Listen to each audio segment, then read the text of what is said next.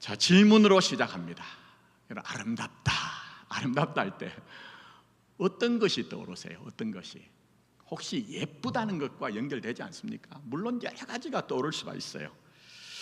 그러나 제가 청소년 시기 80년대 초만 해도요, 그때 우리나라에 막 문물이, 외국의 문물들이 막 쏟아져 들어왔거든요. 그때 저 같은 머시매들은 당시에 제가 말씀드리면 떠오르는 분도 계실 거예요. 그 배우에 대해서. 브룩 실즈, 또 있죠. 누굽니까? 피비 캐츠. 또 한 명 있습니다. 누굽니까? 불란서 여배우 소피 마르소. 이 세 분 정말 열렬히 좋아했습니다. 물론 이제 홍콩 영화에 나오는 왕조현 같은 배우도 좋아했고요. 조금 더 지나니까 우리나라에 이제 하이틴 스타들이 등장했는데, 이상하 같은 분들 어떻게 했습니까? 너무 좋아하다 보니까 책받침에도 그 여배우들, 공책을 사는데도 그 여배우들 얼굴이 있는, 사진이 있는 그런 공책을 샀습니다. 제가 이 얘기 드리는 것은, 아름답다는 것은요, 당장 우리에게 예쁜 것과 직결이 됩니다. 그러나 아름다움이 원래 그런 뜻일까요? 원래 그런 뜻일까요? 물론 설은 다양합니다. 설은 다양합니다. 그러나 원래 유래에 대해서 저는 한 4가지만 제가 말씀드리겠습니다. 아름답다 할 때 여기에 아름이란 말이 안다는 뜻입니다. 안다는, 알지자, 투노. 그 다음에 두 번째, 이제 우리가 이 아름답다 할 때 아름이란 것이, 예를 들면요, 한 품에 어떤 나무를 껴안죠. 그럴 때 아름드리 나무. 또 누군가를 우리가 껴안을 때 안는다는 그 뜻에서 두 번째는 바로 그런 뜻입니다. 그러니까 안는다, 이런 뜻입니다. 자, 그 다음에 또 하나 있습니다.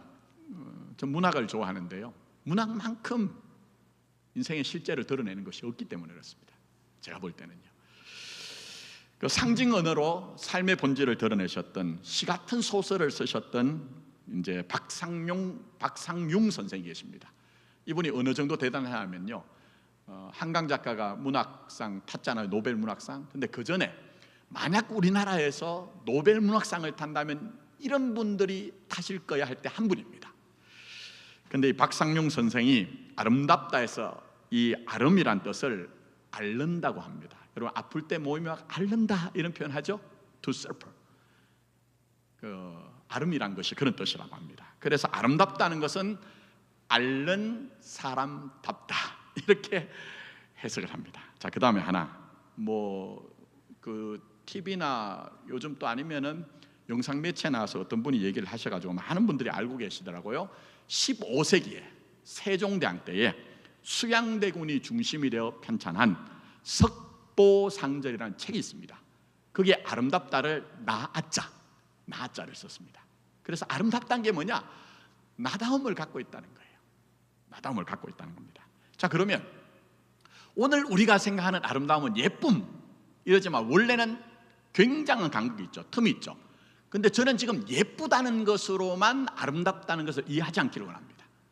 말씀드린 원래 유래가 되는 그 의미 속에 우리 인생의 실체가 있습니다.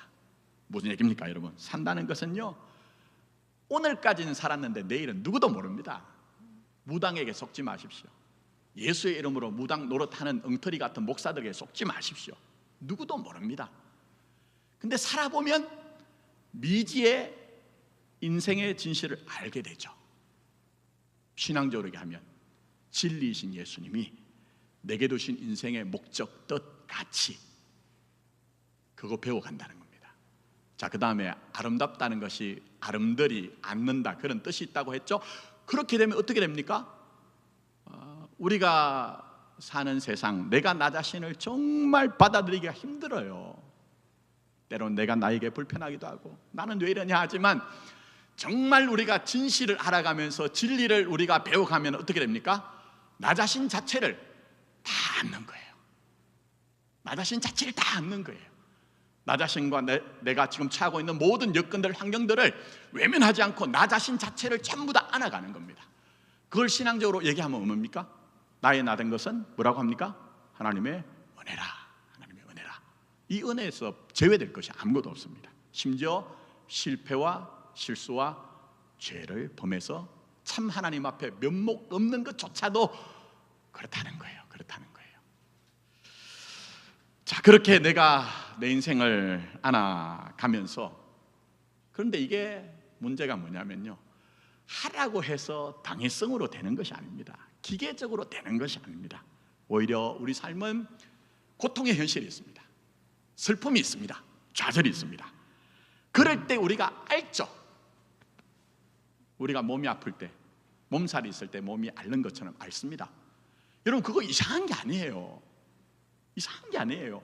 제발 예수 믿는 것을 가장하고 위장하고 포장하고 그래서 나는 앓지 않는 것처럼 얘기하는 게 아니고요, 예수님 안고 내가 앓는 것을 그조차도 받아들이는 것이 사실 우리 인생입니다. 그걸 신앙적으로 얘기하면 뭡니까? 연단 이렇게 얘기하는 겁니다. 그런데 그런 과정을 거쳐가면 어떻게 됩니까? 나다움을 갖추는 거예요. 나다움을 갖추는 거예요. 그게 인생이고 신앙입니다. 그러나 오늘날 교회의 문제가 뭡니까? 개신교의 문제가 뭡니까? 그런 신앙의 아름다움을 담아내지 못하고 표피의 종교가 되었습니다. 예를 들면 그저 광장에 나가 십자가를 들고 세상을 정말 교회 발 앞에 무릎을 꿇려야 한다는 식으로 소리를 높입니다. 신앙은 절대 그렇지 않습니다. 특히 광장에 나가서 약자들을 향해 우리는 목소리를 높이죠. 마귀들과 싸울지라. 그러나 거기에 예수가 어디 있습니까? 자기 삶이 어디 있습니까? 신앙은 절대 명분이 아닙니다. 슬로건이 아닙니다.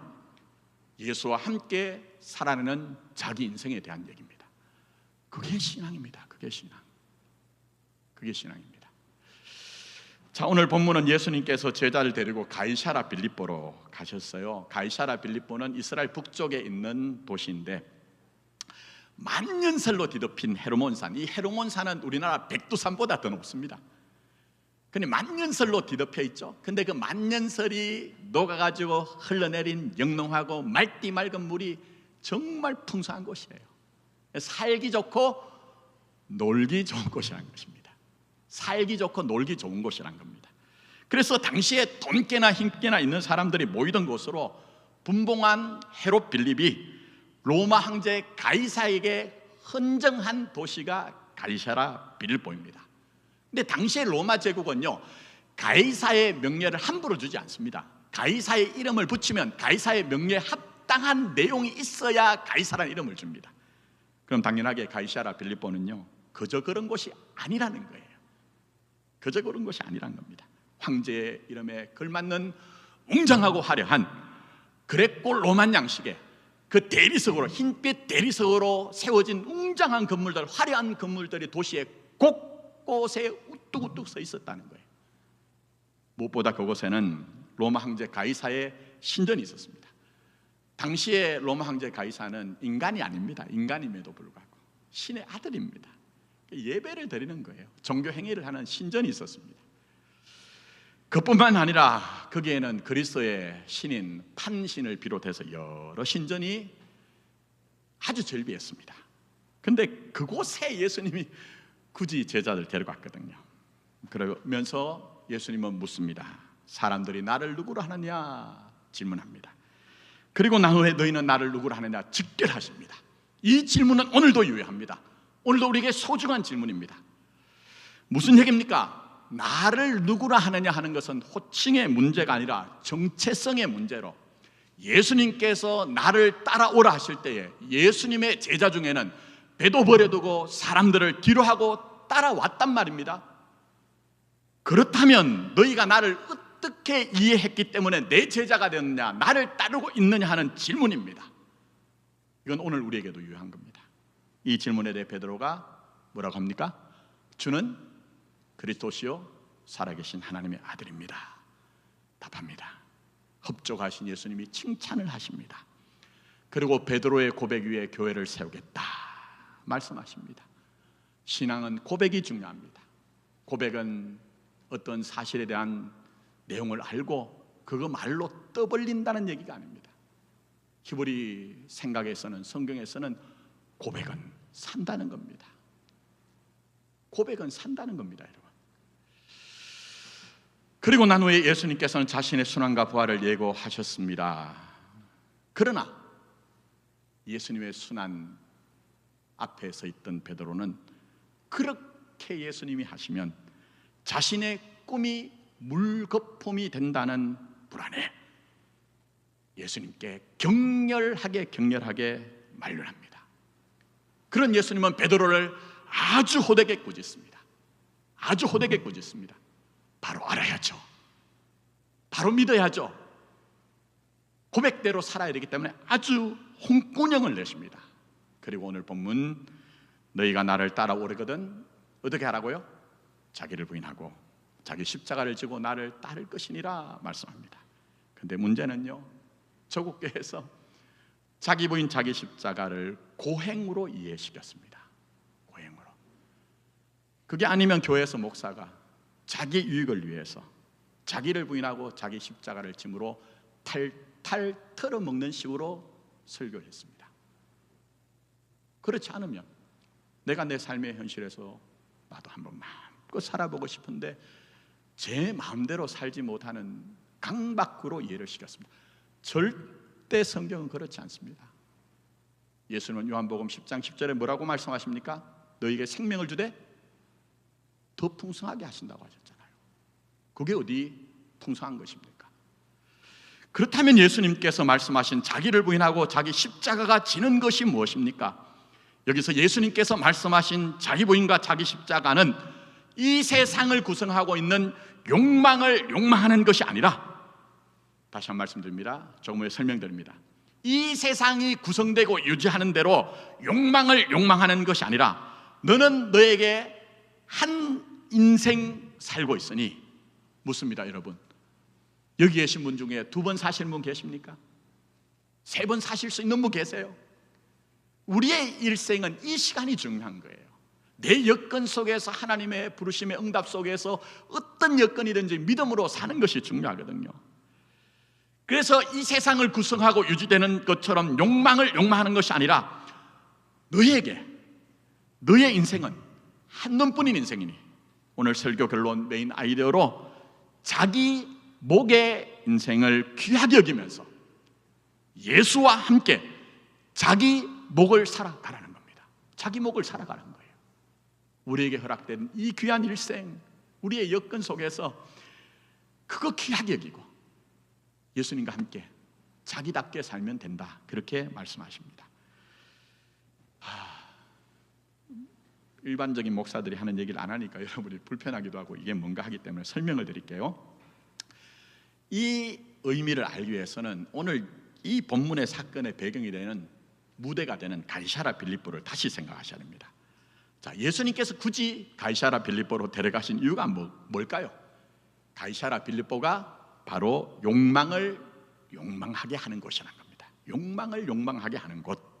그래서 이곳에 데려가서 예수님께서 너희는 나를 누구로 하느냐? 나를 따르고자 하면 자기를 부인하고 자기 십자가를 진다는 것은 욕망을 욕망하는 것이 아니라 그 너머에 있는 하나님의 뜻 안에 있는 자신의 고유함 속에서 자기답게 자기 인생을 살면 된다, 이런 내용을 지금 레슨하신 거예요. 레슨하신 겁니다. 무슨 얘기입니까? 여러분, 이 세상의 실체가 뭡니까? 이 세상의 실체, 물론 성경적으로 영적으로 보면 죄와 사망이 군세를 잡고 있는 것입니다. 근데 그 죄와 사망이 군세를 잡고 있다고 하는 현실은 뭐냐 하면, 우리를 욕망을 욕망되게 하는 거기에 빠져 있다는 거예요. 워렌 버핏이라고 하는 세계적인 투자가 계시죠. 저는 정권 한번 해본 적이 없습니다. 그러나 저는 사람들이 대단하다고 하는 사람들 얘기하는 것은요, 정말 공부하고 또 가까이 하려고 합니다. 왜냐하면 그런 사람들을 통해서 우리 사는 이 시대를, 우리 사는 세상의 본질을 드러내기 때문에 그렇습니다. 근데 워런 버핏이 뭐라고 했냐면요, 세계를 움직이는 것은 탐욕이 아니래요. 세계를 움직이는 것은 탐욕이 아니라 질투라고 얘기했습니다. 무슨 얘기입니까? 내가 고유한 어떤 욕망을 가지고 사는 것이 아니라 그 욕망을 가지고 산다고 생각했더니 내 옆에 있는 사람, 저 사람이 이렇게 지금 살고 있으니 나도 저런 사람 한번 되어봤으면 좋겠다는, 그거로 세상이 유지되고 있다는 겁니다. 그런데 이런 얘기는요, 이뿐만 아니라 사실 락강도 그렇게 얘기했고, 르네 지라라고 하는 요즘 이제 많이 떠오르고 있는, 이미 작고는 하셨어요, 폴란스 출신의 철학자면서 문화 인류학자가 여기에 천착을 했거든요. 근데 이분은 기독교 신앙을 바탕으로 이론을 제시합니다. 그게 뭐냐면요, 세상은 모방 욕망으로, 아까 말씀드렸죠? 욕망이란 것이 정말 자연 발생하는 것이 아니고 뭔가 나 바깥에 있는 것을 봄으로, 감각함으로 그렇게 내가 욕망을 가지게 된다는 겁니다. 자, 예를 위해 설명드릴게요. 요즘 SNS는 곧 공기 같아요. 연세 드신 분들은 그렇지 않을 수가 있지만 SNS는 마치 공기처럼 현대인들에게 소비가 되고 있습니다. 근데 그 SNS의 셀럽이라고 얘기하죠. 그런 사람들이 뭡니까? 잘 한번 보십시오.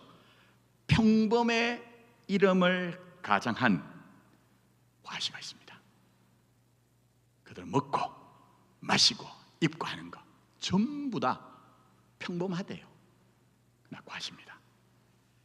근데 그들을 보는 많은 사람들도 셀럽처럼 먹고 마시고 입고 하면 그들이 화면에서 보여준 그 행복을 우리도 갖고 살 수 있다, 많이 오해를 합니다. 정말 많이 오해를 합니다. 바로 우리가 살고 있는 세상이 그런 세상이라는 거예요. 욕망을 욕망하게 하는 곳. 자, 그런 점에서 가이사라 빌립보가 바로 그런 곳이라고 말씀드렸어요. 당시 유대는 로마의 정치적으로 식민지였습니다. 정치적으로 로마의 식민지일 뿐만 아니라 정신적으로 문화적으로는 앞선 세대인 그리스의 문화와 종교에 엄청나게 영향을 받고 있었습니다. 근데 이 가이사라 빌립보는 유대 다른 지역과 달리 말씀드렸죠, 그레코 로만 양식의 그 화려하고 흰빛의 대리석으로 웅장한 건물들이 곳곳에 서 있었거든요. 그러니 당시 사람들이 가이사라 빌립보에 오면 입이 떡 벌어집니다. 욕망을 욕망하게 하는 곳이 됩니다. 그러나 문제가 있습니다. 아무리 내가 보는 대상을 욕망으로 욕망해도 안 되는 경우가 많습니다. 그렇지 않습니까, 여러분? 생각 한번 해보세요. 여러분 진짜 욕망하는 것, 생각하는 것, 어떤 인간들은 나와가지고 예수 이름으로 믿으면 된다, 생각하는 대로 된다, 그따위 엉터리에 대한 얘기가 정말 그렇게 되던가요? 욕망을 욕망해도 안 되는 경우가 있습니다. 여러 가지 이유로. 그때 뭡니까? 좌절합니다. 우리도 사실은 말씀드린 것처럼 내가 정말 진실하게 신앙생활 하는데 당장 예수 믿지 않는 우리 옆집에 있는 절을 다니는 그 처사님, 보살이 나보다 더 잘 돼요. 겨우 간다고 하면 4월 초파일에 한 번 가는 정도인데 그냥 그런 사람들이 더 잘 될 때가 있어요. 그거 보면서 마음이 쓰리죠. 그러면서 믿는다는 게 뭡니까? 이런 마음이 생기는 거죠. 그런데 그런 현실인 가이사라 빌립보에서 예수님은 너희는 나를 누구로 하느냐? 너희는 나를 누구로 하냐? 질문을 던지십니다. 깊게 생각하십시오. 천천히 꼼꼼하게 성령을 통해 여러분에게 던지시는 예수님의 질문을 생각하고 여러분이 응답하십시오. 우리도 욕망을 욕망할 수밖에 없는 본질과 실체를 가지고 사는 사람들입니다. 그걸 알 수 있는 것이 자신의 꿈이 물거품이 될까 하여 주는 그리스도시요 살아계신 하나님의 아들이라 위대한 고백을 했던 그 베드로도 예수님을 붙잡고 그렇게 하면 안 되십니다라고 그렇게 급박을 했잖아요. 그 모습은 베드로만 그런 것이 아니라 욕망을 욕망하는 우리도 그럴 수밖에 없다니까요. 그런 제자들에게 너희는 나를 누구로 하느냐, 이 얘기가 무슨 얘기입니까? 욕망을 욕망하게 하는 그 도시 가이사라 빌립보에서 너희들이 나를 따르는 것이 저 로마의 신처럼, 저 그리스의 신처럼 그런 세계를 너희에게 주기 위해서, 얻기 위해서 너희가 나를 따르느냐, 이 얘기입니다. 그렇지 않다는 겁니다. 그럴 때 좌절을 합니다. 좌절이 낳는 현실이 뭡니까? 그게 바로 사람들이 얘기하는 예수님을 세례 요한, 더는 엘리야, 어떤 이는 예레미야나 선지자 중에 하나라 하더이다. 이건 무슨 얘기죠? 안 되니 너희들이 아무리 그래 봐야 우리 이렇게 대단한 분 있다는 얘기예요. 그게 바로 사람들이 이렇게 얘기하더이다, 그렇게 얘기를 하고 있는 겁니다. 그러나 예수님께서는 욕망을 욕망하다 좌절되어서 그저 까칠한 수동 공격적인 방어로 자기가 그렇게 살지 못하면서도 우리에게는 이런 것이 있다는 것으로 인생이 절대 온전해질 수 없다는 거예요. 그래서 예수님은 너희가 나를 진짜 따라오려거든 자기를 부인하고 자기 십자가를 지고 나를 따를 것이라고 못 박아. 신앙이란 욕망을 욕망하는 데서 빠져나와 예수님께서, 아버지께서 자기 목으로 주신 십자가조차 자기 것으로 받아들였죠. 자기 것으로 수용하셨죠. 결국 다 이루었다고 선언하실 때까지 자기 자신으로 감당하신 겁니다. 다시 한 번 말씀드립니다. 예수님이 우리에게 보여주신 신앙은 자기 자신으로 감당하신 겁니다. 그처럼 우리도 예수 안에서 최종적 승리의 자리에 이를 때까지 정말 강박이 아니고 신앙의 힘으로 욕망을 욕망되게 하여 제대로 살지 못하는 게 있다면, 발견했다면 자기가 아니게 살게 하는 것 거절해보는 겁니다. 거절해보는 겁니다. 그게 자기 부인입니다. 자기 십자가입니다. 고행하라는 얘기가 아닙니다. 목사가 무슨 거대한 프로젝트를 내놓고 여러분의 재산을 바치라는 식으로 그렇게 해서 여러분이 감동되어서 거기에 여러분이 참여하는 것이 아니라 정말 욕망이 욕망되게 하는 이 세계 가운데서 여러분이 얼마나 고유하며 얼마나 대단하며 그 가치를 이해하기 때문에 주어진 여건 속에서 예수와 함께 은혜로 내 인생 살아내면 그것으로 족한 것입니다. 물론 한 번에 되는 것은 아니에요. 그러나 실패했다고 해도 끝까지 예수님 따르면 나 된 것은 하나님의 은혜라는 말씀처럼 누가 뭐라고 해도 자신만의 자신을 귀하게 여기는 겁니다. 자신만의 자신을 귀하게 여깁니다. 뭐라고 세상이 여러분의 헛소리를 해도, 뭐라고 헛소리를 해도 그게 우리의 풍성한 신앙인 겁니다. 이건 개인뿐만 아니라 교회도 그렇습니다. 시간을 조금 더 주십시오. 오늘 삽지가 있죠. 보시면서 이건 뭐야? 이런 마음 드실 거예요. 사실은 2015년도에 제가 선거 규칙을, 저는 기준을 정하는 사람이거든요. 달란트가. 그래서 몇 가지 규칙을 이렇게 만드는데 그 가운데 하나가 선거 규칙이었는데 여러 이유 때문에 그걸 시행을 못했습니다. 근데 제가 이렇게 하는 이유는 20살부터 제가 교육자로 살면서 교회가요 만신전이 됐어요. 그 이유 중에 하나가 뭐냐면은 욕망을 욕망하게 하는 것으로 되었더라는 겁니다. 특히 직분은 하나님 앞에 부르심이거든요. 근데 많은 직분들이, 특히 항존직은 하나님 앞에 부르심으로 이해되는 것이 아니라 저 사람이 장로가 되었으니, 저 사람이 권사가 되었으니, 저 사람이 안수 집사가 되었으니 나도 되어야 된다는 욕망을 욕망하는 것으로 되더라고요. 근데 그런 당사자도 힘들고 그런 사람이 활개치는 교회는요 반드시 교회가 문제가 생깁니다. 그래서 저는 목사로서 무슨 위대한 목사가 되자거나 설교 잘하는 목사가 되자거나 이런 것은 아예 관심 없습니다. 교회를 교회되게 그래 억합니다. 제안합니다. 때로는 마음에 안 드는 얘기가 있어도 아주 강하게 얘기합니다. 자, 예를 듭니다. 평소에는 예배를 잘 안 드려요. 영과 진리로 예배드리는 자를 찾겠다고 말씀하신 주님 앞에 나와서 정말 예배자의 삶을 살지 못하는데 선거 낌새만 있으면 예배 나오신 분들 계십니다. 여러분은 그런 분이 계실까 하지만 있어요. 지난 제가 목회 세월에 보면. 왜요? 기준이 없으니까. 저는 그 꼴 못 보겠다는 겁니다. 물론 오늘 보시면 막 항목 있고 숫자가 있어서 이거 뭐 학교도 아니고 점수 맞추라는 얘기가 아닙니다.